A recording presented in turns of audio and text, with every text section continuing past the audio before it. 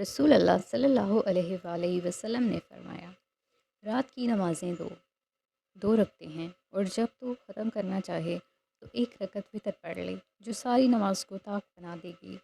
قاسم بن محمد نے بیان کیا ہے کہ ہم نے بہت سوں کو 3 رکعت وتر پڑھتے بھی پایا ہے، اور 3 یا 1 سب جائز ہے، اور مجھ کو امید ہے کہ کسی میں کوئی قباحت نہ ہوگی۔